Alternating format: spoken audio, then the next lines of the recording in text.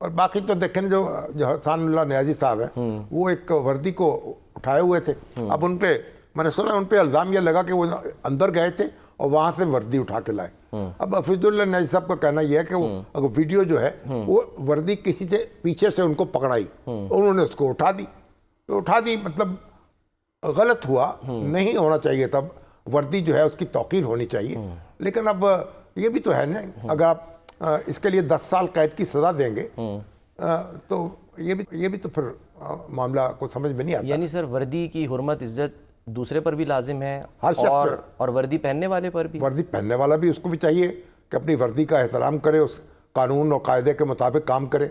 और जो वर्दी हम लोग जो हैं, हम पर भी लाजिम है कि वर्दी को देखें, उसको सलाम करें, और वर्दी पोशों को भी सलाम करें। तो हम उन्हें सलाम करते हैं, लेकिन उनका जो आईन और कानून जो है तो उसके मुताबिक तो वो भी उनको भी काम करना।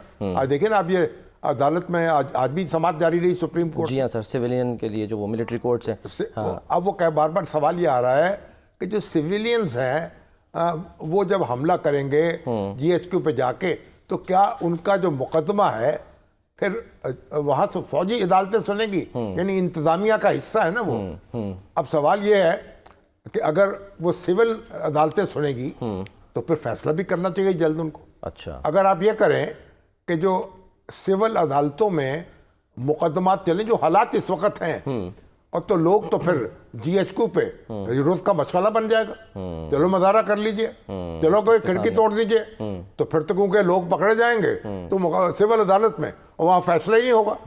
तो सिविल अदालत को काम करना चाहिए, लेकिन फिर फैसला भी तो करना चाहिए ना, सूरत के साथ करे, सूरत के साथ। तो अब इस पर भी गौर करने की जरूरत है। ये तो कोई इंसानी, ये बुनियादी हक है किसी शख्स का कि वो कहे कि मैं जाके GHQ पे तोड़फोड़ करूंगा, मेरा ये बुनियादी हक है। तो इसलिए इसकी इजाजत नहीं दी जा सकती। उनका एक जज साहब ने कहा कि भाई जो APS है, हाँ जी, उसके जो मुजरिम है उनके जैसे लोगों के लिए बुलाया गया। तो फिर अगर कानून की बात है तो फिर कानून के मुताबिक तो फिर उनको भी आप सिविल अदालत में चलाना चाहिए। देखा ना, वो तो कानून तो हर एक के लिए यकसा होगा। ऐसे ही है। तो मतलब ये बहुत सी चीजें सोच के फैसला करना पड़ेगा। और ये कोई, और सिविल हमारा जो निज़ाम है ना, उसके अंदर जो लीकेजेस हैं, और हमारे जज जो फैसले नहीं करते हैं और लटकते चले जाते हैं मुकदमात, तो इस तरह से कोई निज़ाम नहीं चल सकता। बरतानिया में कोई मार्शल लगा हुआ है, अमेरिका में मार्शल लगा हुआ है, उन्होंने दिन रात बैठ के और लोगों को सजाएं दी हैं।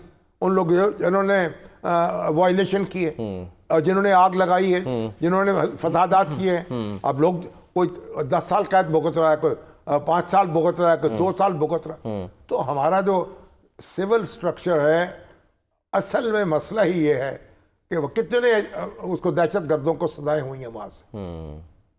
जज हजरात जो है वो दुबक जाते हैं, और लोग अंदर आते फिरते। फिर क्या होगा? अगर ऐसा नहीं होगा फिर लोग उठाए जाएंगे, एक्स्ट्रा जुडिशियल किलिंग्स होंगी, फिर उनके खिलाफ आइन जो है उनको रखा जाएगा, उनकी कस्टडी में लिया जाएगा। आइन का आपने जिक्र किया है, सारे काम करने हैं।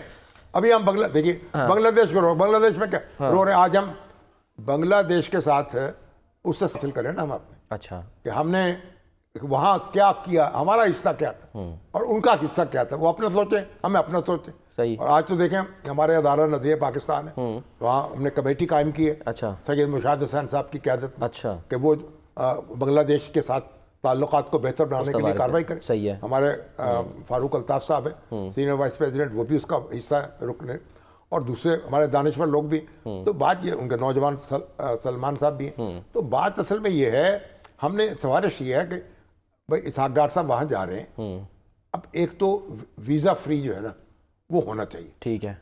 बांग्लादेश में और पाकिस्तान में, ठीक है, आने जाने की सहूलत हो। अच्छा, पहला काम तो ये है। ठीक है। या ऑन अराइवल हो, जैसे आप चले जाएं। अगर आप कर दें, आपको आप वीज़ा मिले, आप आ सकें, जा सकें। सही है। ये बड़ी बुनियादी बात है। ठीक। दूसरी बात ये, जो वहाँ महसूर हैं, जो बिहारी जिनको हम कहते हैं, वो भी बेचारे पड़े हुए हैं कैंपों में।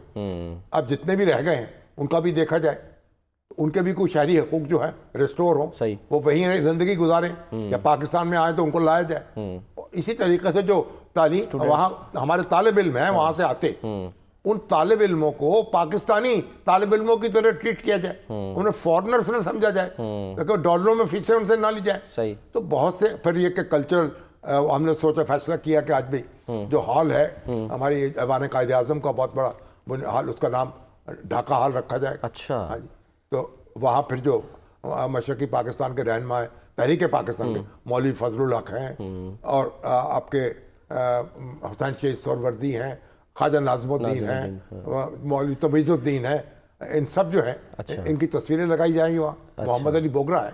तो ये सारे लोग हमारे लोग हैं ना, तो हमें तारीख से नाता जोड़ना है ना, उसको दुरुस्त करना है, तारीख को दुरुस्त भी करना है, जो बांग्लादेश इस वक्त कर रहा है। जो गलत हो गया है, जो गलती होती है, जैसे इंसानों से गलती होती, गुनाह होता है ना, गुनाह होते हैं, अल्लाह कहता है माफ, तौबा करो, तौबा करो। तो आप कौमें जो हैं उनको भी तौबा करनी पड़ती है, वो अपनी तौबा कर रहे हैं, हमें अपनी तौबा करनी चाहिए।